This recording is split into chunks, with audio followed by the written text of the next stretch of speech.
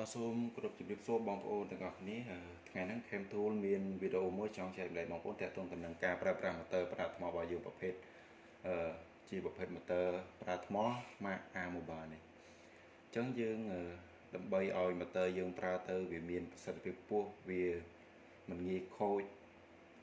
ញ្ចឹងយើងត្រូវតែដឹងពីរបៀបនៃការប្រើប្រាស់ឲ្យសមស្របទៅនឹងលក្ខណៈបច្ចេកទេសរបស់ motor អញ្ចឹងខ្ញុំរៀបរាប់ឲ្យបងប្អូនដឹងពីលក្ខណៈរបៀបប្រើប្រាស់ motor នឹងដូចទៅអញ្ចឹងនៅពេលដែលបងប្អូនទិញ motor មកដំបូ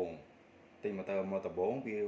ផ្សំជាមួយនឹងថ្ម2គ្រាប់អញ្ចឹងមុននឹងបងប្អូនប្រើប្រាស់បងប្អូនចាំបាច់ត្រូវសាកថ្មនឹងសិនណាដើម្បីឲ្យគុណភាពរបស់ថ្មយើងវាប្រើបានយូរមិនថាតែ motor ទេជាប្រភេទថ្មទាំងថ្មទូរស័ព្ទថ្មទាំងអាគុយជាទៅឲ្យជាប្រភេទថ្មអញ្ចឹងណាឬក៏អាគុយគឺយើងចាំបាច់គឺត្រូវសាកវាមុននឹងប្រើប្រាស់ដើម្បីឲ្យវាមានប្រសិទ្ធភាពខ្ពស់វាប្រើអាយុកាលវាបានយូរហើយនឹងគឺជាលក្ខខណ្ឌទី1ដែលបងប្អូនចាំបាច់ត្រូវដឹងដោយសារថា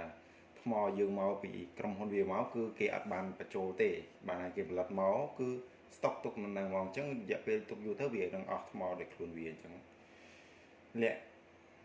អានោះគឺចំណុចទី1ចំណុចទី2បងប្អូន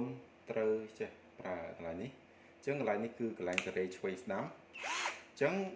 បងប្អូនត្រូវប្រកាសអាកន្លែងហ្នឹងណាបងប្អូនចុចសេរីចំកណ្ដាលគឺយើងចុចអត់មកទេឆ្វេងយើងអានចុចមកអញ្ចឹងបងប្អូននៅកន្លែងហ្នឹងកន្លែង2ចំណុចហ្នឹងគឺបងប្អូនចាំបាច់ត្រូវចុចវាដល់ចុចយើងចុចស្ទើគឺចុចអត់កើតណាអញ្ចឹងយើងត្រូវចុចដល់កលៈវាទៅមុខឲ្យដឹងទៅមុខទៅក្រោយដឹងទៅក្រោយនេះគឺជាចំណុចទី2ដែលខ្ញុំចង់ប្រាប់ឲ្យបងប្អូនដឹងចំណុចទី3គឺតាក់ទងទៅនឹងល្បឿនវាខាងលើនេះអញ្ចឹងខាងលើហ្នឹងគឺវាមានលេខ1នៅខាងលើលេខ2នៅខាងក្រោមអញ្ចឹងវាតាក់ទងជាមួយនឹងល្បឿនហើយនឹងកម្លាំងរបស់វាតែកាលណាល្បឿនលឿនកម្លាំងវាខ្សោយទេ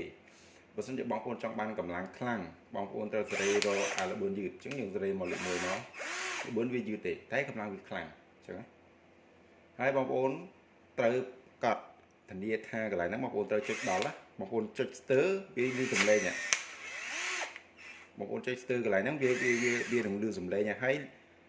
បញ្ហាគឺបញ្ហាមេកានិករបស់ motor ហ្នឹងវាអាចនឹងឆាប់ខូចដោយសារតែបងប្អូនចុចអត់ដល់អត់ចេះប្រើប្រាស់វាអញ្ចឹងបងប្អូនត្រូវចុចអាហ្នឹងដល់ចុចកន្លែងណាឲ្យទៅមុខឲ្យដឹងទៅមុខទៅក្រោយដឹងទៅក្រោយលក្ខខណ្ឌទី2ចំណុចមួយទៀតកន្លែងលេខនេះបងប្អូនឃើញទេវាមានលេខពីប្រមាណដល់ប្រមាណអញ្ចឹងអាហ្នឹងតាក់ទងជាមួយនឹងកម្លាំងរបស់វាអានេះកម្លាំងខ្សោយឥឡូវខ្ញុំចុចឲ្យវាវិលទៅមុខឃើញទេខ្សោយចាប់បន្តិចជាប់អញ្ចឹងយើងសេរីឲ្យខ្លាំងជាងបន្តិចទៀតមកដាក់លេខ18មកឃើញអត់ឈាមដៃចាប់អត់ជាប់ទេហើយយើងដាក់លេខ1ផងអញ្ចឹងបានន័យថាកម្លាំងរបស់វាហ្នឹងគឺវា maximum កម្លាំងវាមានប្រមាណគឺនៅស្ថិតនៅត្រង់ហ្នឹងហើយកម្លាំងខ្លាំងកន្លែងនេះយើងសេរីដាក់លេខ1ហើយកន្លែងថកវិញនេះយើងដាក់លេខ18ហ្នឹងគឺជាកម្លាំងពេញរបស់វាកម្លាំងខ្លាំងបំផុតហើយអាហ្នឹង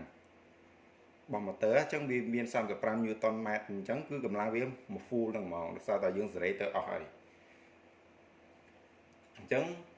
លក្ខខណ្ឌពិសេសលក្ខខណ្ឌដែលចាំបាច់ត្រូវប្រើហ្នឹងគឺមានតែប៉ុណ្្នឹងទេហើយចំពោះការស្វានបេតុងស្វានអញ្ចឹងណាបងប្អូនយើងអត់អាចយើងមិនមែនយើងយកអាផ្លែនេះទៅស្វានទេព្រោះអាផ្លែនេះគឺសម្រាប់ motor ស្វានបុកអញ្ចឹងក្បាលវាអត់មុតទេបងប្អូនត្រូវទៅទិញផ្លែសម្រាប់ស្វានបេតុងតែប្រាប់គេថាផ្លែស្រួចសម្រាប់ស្វានបេតុងប៉ុន្តែមិនមែនស្វានបុកទេផ្លែហ្នឹងមិនដូចអានេះណាយកទៅផ្លែនេះយកទៅស្វានគឺស្វានអត់មុតទេដោយសារមកក្បាលវាមានមុតអីព្រោះ motor យើងនេះមិនមែនប្រភេទ motor ស្វានបុកទេគឺជាប្រភេទ motor ស្វានធម្មតាអញ្ចឹងដើម្បីឲ្យវាមុតត្រូវការផ្លែមួយដែលមុតក្បាលកន្លែងនេះវាស្រួចប្រភេទស្វានបេតុងដែលខ្ញុំធ្វើវីដេអូប្រាប់បងប្អូនហ្នឹងណាអញ្ចឹងមិនមែនយកផ្លែហ្នឹងយកទៅស្វានទេខុសហើយអត់ត្រូវមុខងាររបស់វាទេអញ្ចឹងលក្ខខណ្ឌរបស់វាដែលត្រូវបច្ចេកទេសប្រើប្រាស់ហ្នឹងបងប្អូនយកទៅប្រើប្រាស់តាមស្របតាមបច្ចេកទេសរបស់វាហ្នឹងទៅធ្វើឲ្យ motor របស់បងប្អូនប្រើប្រាស់បានយូរ តែកាលណាបងប្អូនប្រើខបច្ចេកទេសរបស់វាអាយុកាលរបស់ម៉ូទ័របងប្អូនវាអាចនឹងឆាប់សឹករីកជ្រុលតាមហ្នឹងដែរអញ្ចឹងថ្ងៃហ្នឹង Cam Tool មានវីដេអូប៉ុណ្ណឹងចង់ចែករំលែកដល់បងប្អូនហើយសូមអរគុណដល់បងប្អូនទាំងអស់គ្នាសម្រាប់ការតាមដានទស្សនាវីដេអូមួយនេះសូមអរគុណ